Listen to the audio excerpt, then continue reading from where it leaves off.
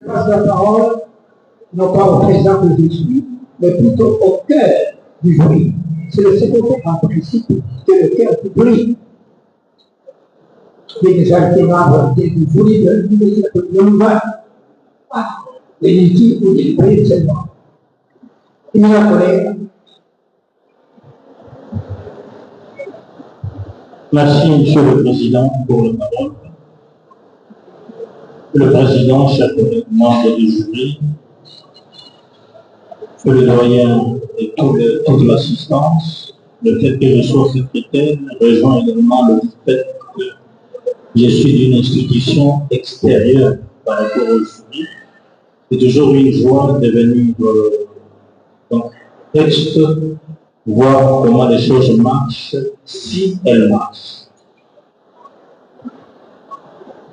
La thèse de M. Thibault, le monnaie du Congo-Kinshasa, 1885-1910, aura été pour moi un cadre de joie. Un cadre de joie parce que M. Thibault a fait en histoire ce que beaucoup d'historiens hésitent de faire. C'est-à-dire ne pas sortir du contexte historique. Attention, ne sortez pas du contexte historique.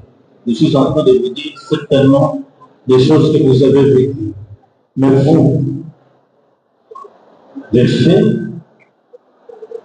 vous l'avez fait de manière très correcte. Parce que s'orienter vers la numismatique, bon, vous parlez de l'iconographie encore, mais parfois quand on vous lit, vous avez dépassé le simple iconographie pour entrer carrément dans la numismatique, ce qui est à féliciter. Vous êtes quelqu'un à féliciter et je le dis devant l'assistance. Produire ainsi une thèse qui reste une thèse d'histoire, mais dont les témoignages et l'explication créent d'autres domaines de la science. Toi et moi, nous avons échangé longtemps et partout. Et ça. Je demanderai simplement que le jury me donne le temps de poser 3 petites questions. La première question concerne la monnaie que vous appelez, vous, primitive. Quand j'ai trouvé ça dans des textes, j'ai eu des crampes d'estomac, je me dis, mais qu'est-ce que cette histoire va être primitive? Mais voilà que maintenant, même quand vous exposez, vous revenez sur la monnaie primitive. À votre place, j'utiliserai la monnaie autochtone.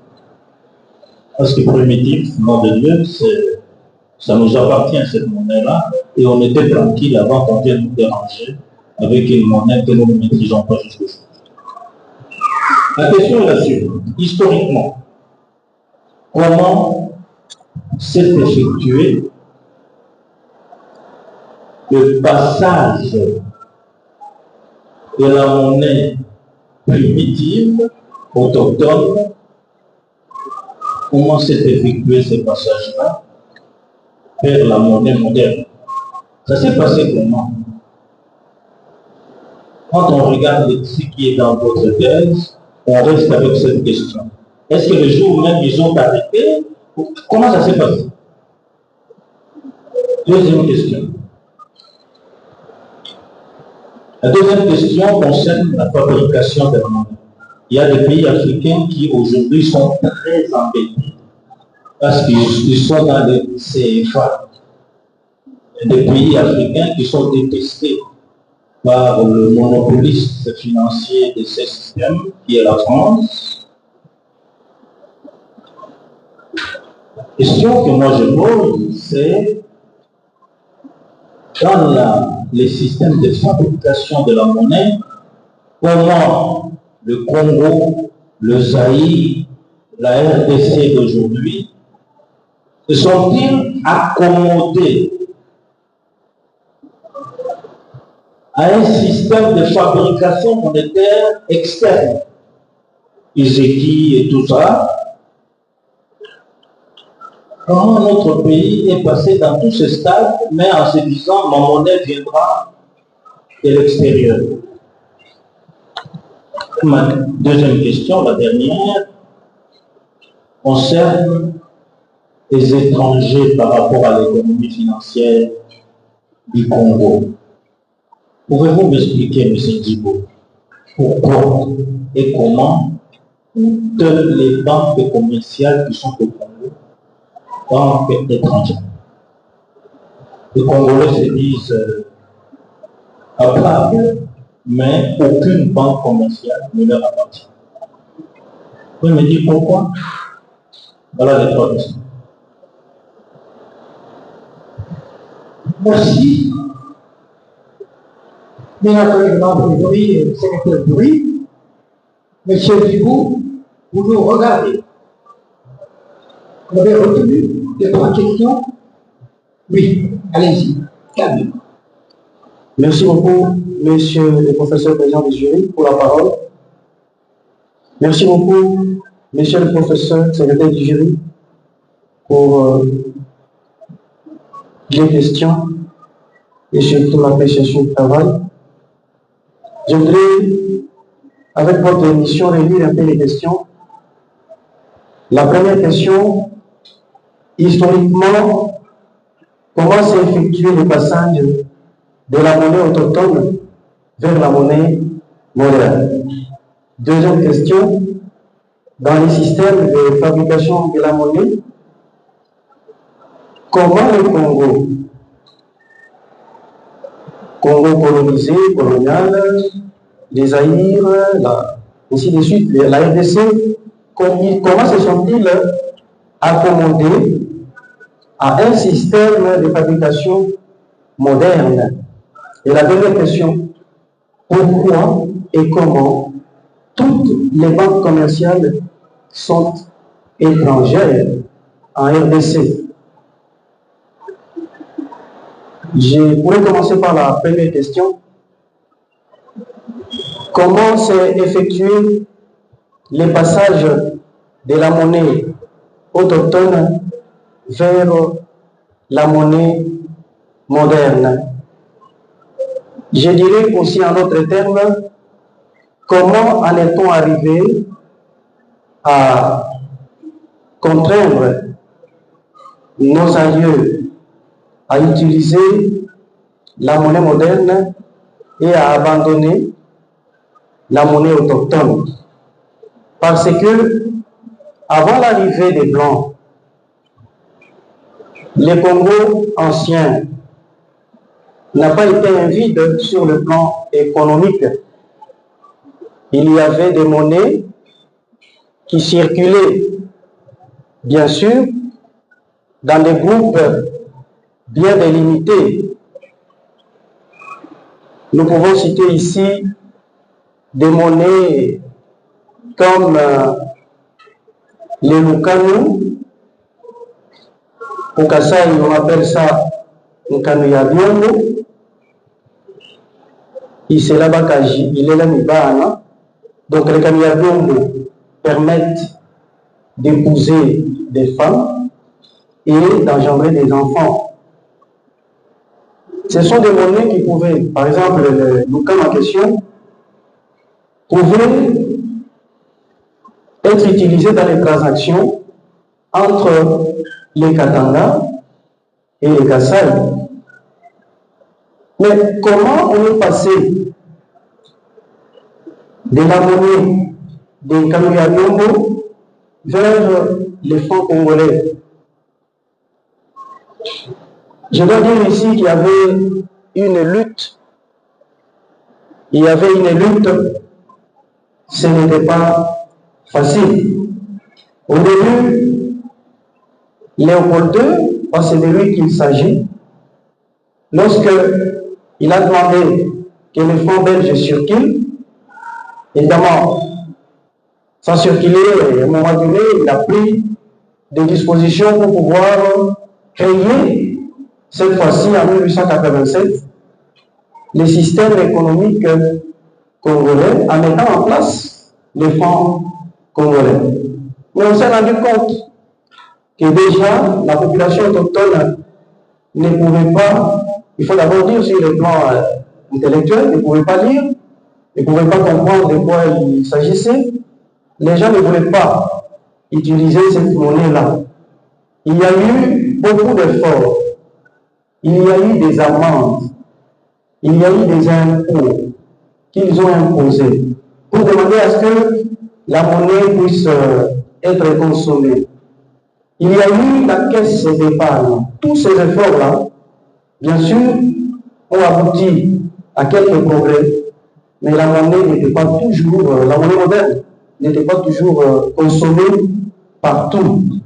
Il a fallu beaucoup d'efforts, même après Léopold II, vers 1909, lorsqu'on va créer la banque du Congo belge, pour pouvoir cette fois-ci essayer d'ouvrir des succursales un peu partout, à Elisabethville, à Stanleyville et à Boma ici, Matadi, essayer d'ouvrir afin de faire circuler la monnaie. Donc je dirais bref, le passage n'a pas été aisé, ça a été une lutte pour faire consommer la monnaie moderne à la population autochtone.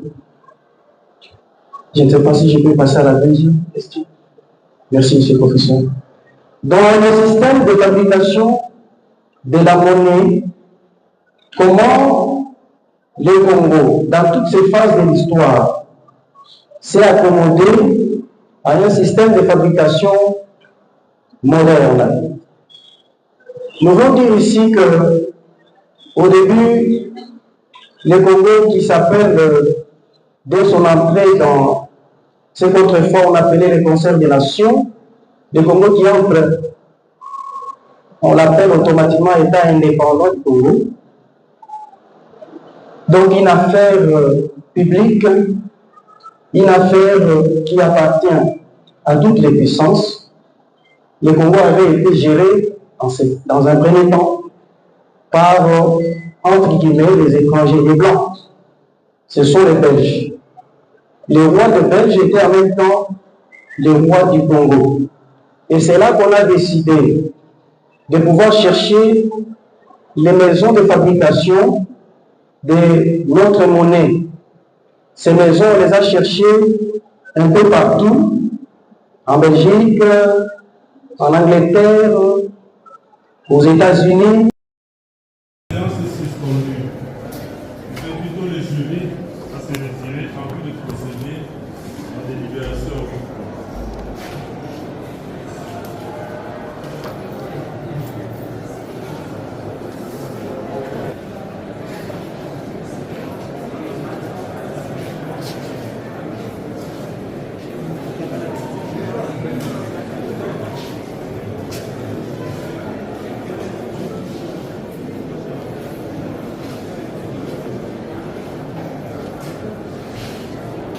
Déclaration de l'éducation publique de la chaire de doctorat par le président de la le jury chargé de procéder à l'évaluation de l'épreuve de doctorat en sciences historiques, orientation, histoire économique, sociale, a examiné la thèse présentée par le candidat en vue de l'obtention du grade de docteur. Après délibération à huis clos, le jury a pris la décision suivante. Monsieur le chef des travaux, Njibou Batabata Daniel, a réussi à l'ensemble de l'épreuve avec la mention la plus grande distinction.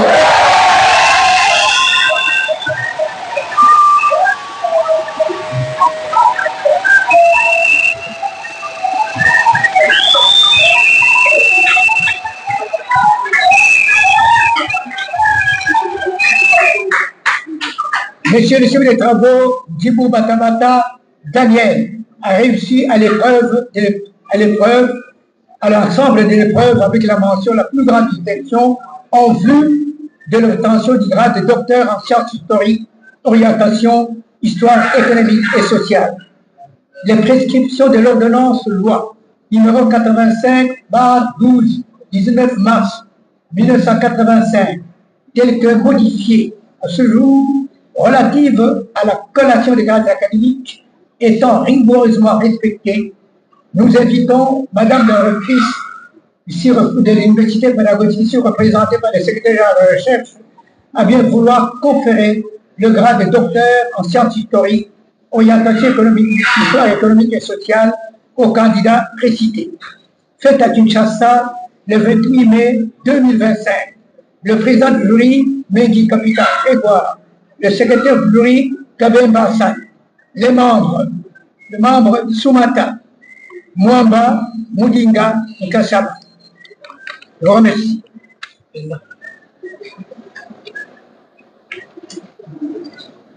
Monsieur le secrétaire général de la recherche, pourriez-vous procéder à la collation totale du nouveau docteur?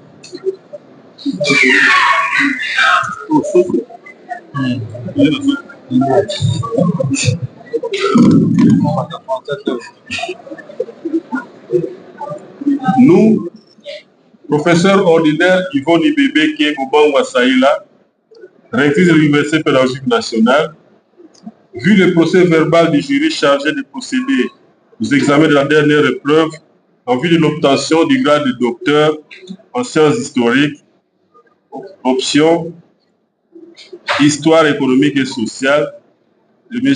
Djibou Batabata Daniel, attendu que toutes les prescriptions de l'ordonnance loi numéro 85-012 du 29 mars 1985, telle que modifiée à ce jour, relative à la collation des grades académiques ont été respectées, conférant aux candidats précités les grades de docteur en sciences historiques, orientation, histoire économique et sociale.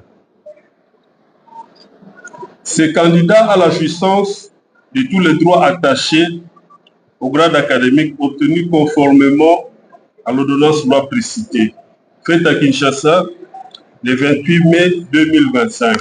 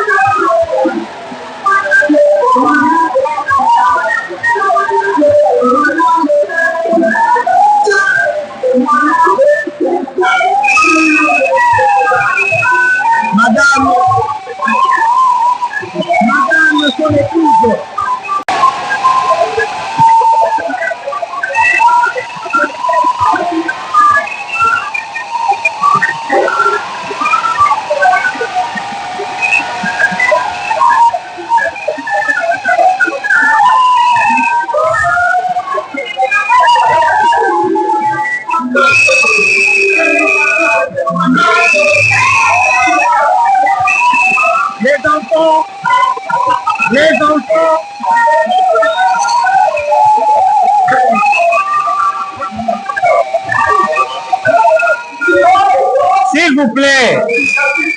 Basonge, songe l'équipe binoming bozongani.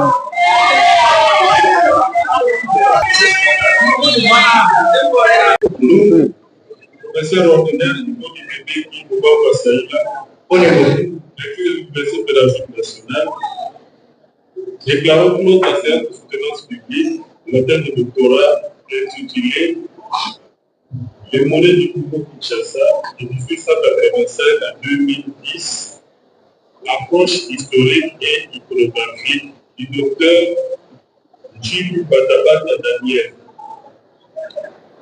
Nous vous remercions d'avoir observé le caractère solennel de la cérémonie officielle académique et vous souhaitons bonne lecture. Docteur, merci.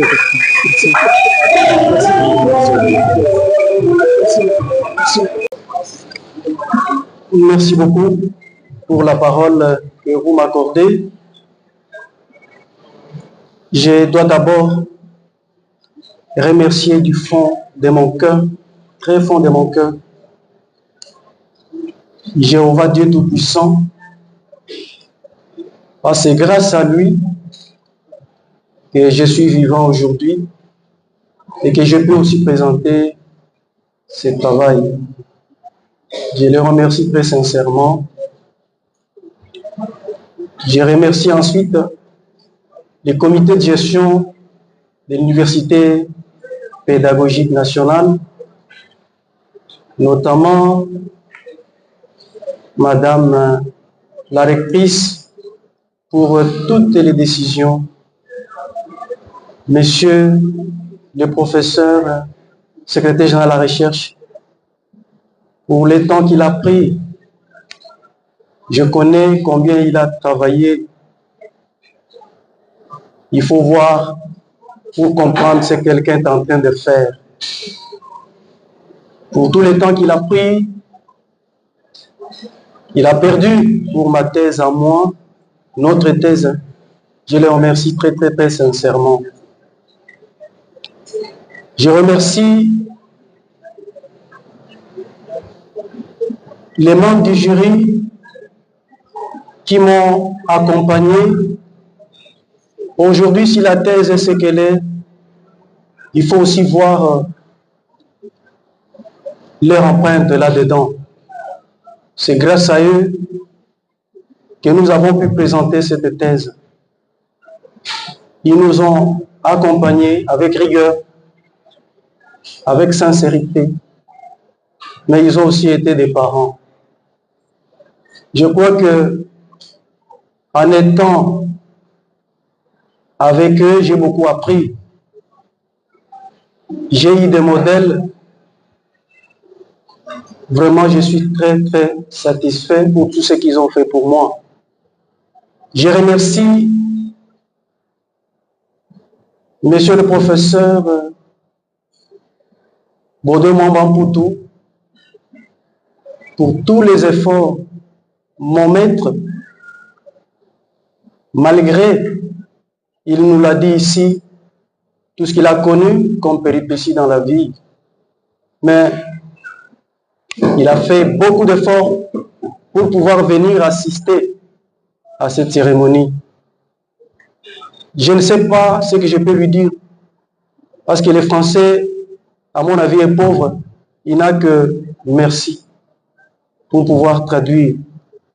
Je voudrais rendre aussi hommage au professeur Faustin Moudinga, le premier copromoteur de cette thèse, et aussi au professeur Claude Soumata, le deuxième copromoteur.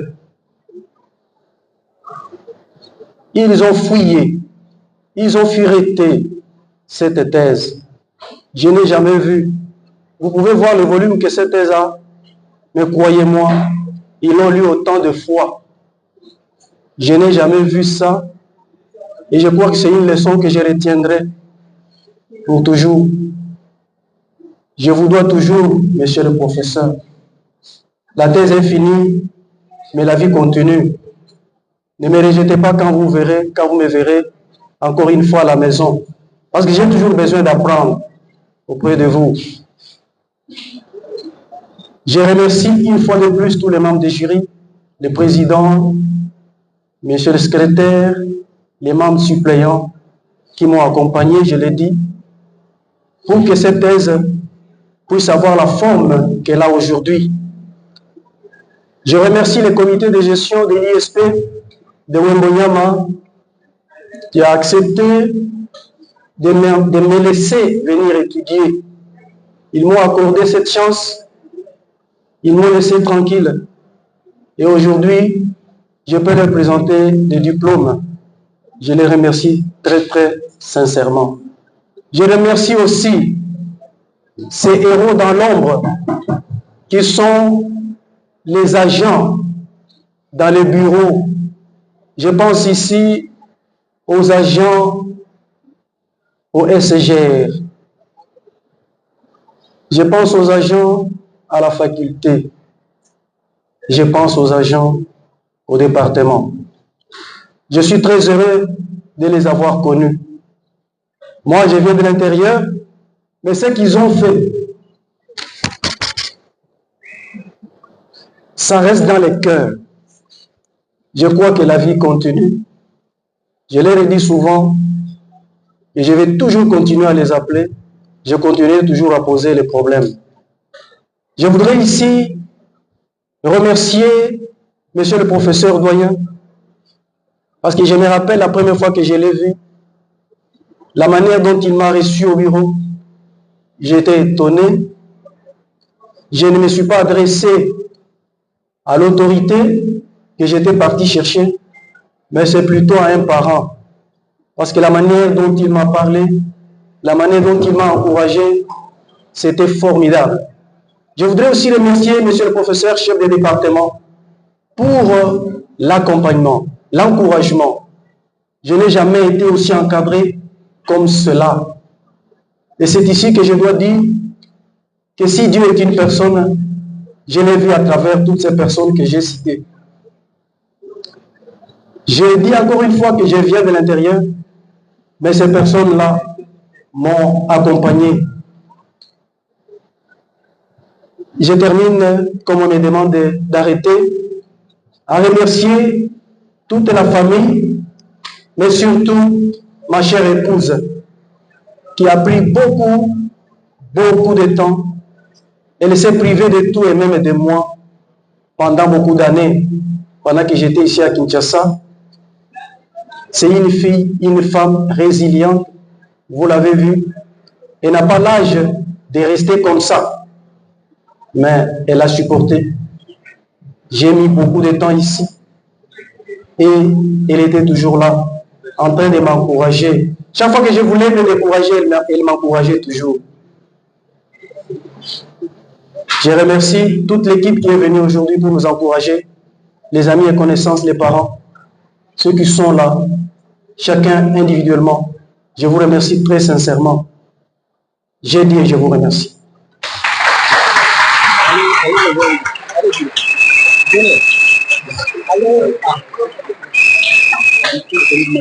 Et voilà, madame, vous allez récupérer tout le temps perdu. Merci beaucoup, monsieur. Merci beaucoup. Merci sincèrement.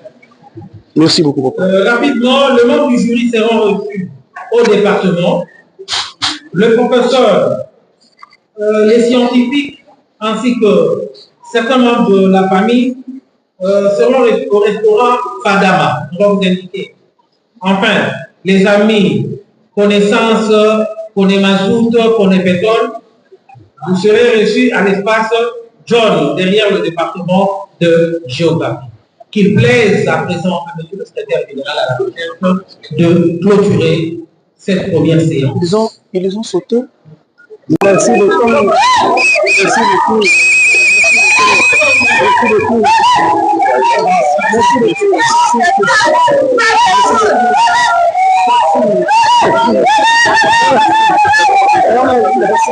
Merci beaucoup.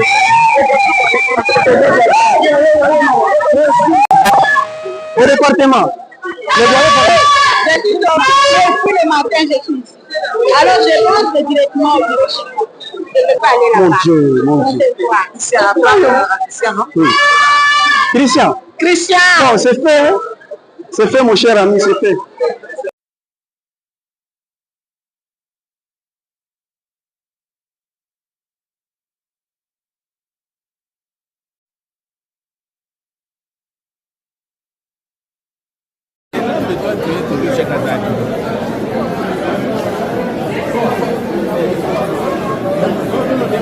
Et pas n'importe lequel, c'est un document historique. Donc celui qui veut mener des études, par exemple, de la politique congolaise, il peut consulter la monnaie. Et cette fois-ci, pas la regarder comme d'habitude. Il faut la regarder autrement. Voilà. Vous commandez quoi? Ce que je recommande, je voudrais que les gens puissent observer la monnaie autrement. Et quand je dis les gens, les chercheurs, désormais nous devons nous lancer dans cette étude-là, d'essayer de creuser dans ce que la monnaie peut nous donner comme message. Nous avons donné un message, mais je préfère que les autres, ceux qui viendront après nous, puissent essayer de creuser davantage pour nous dire encore plus.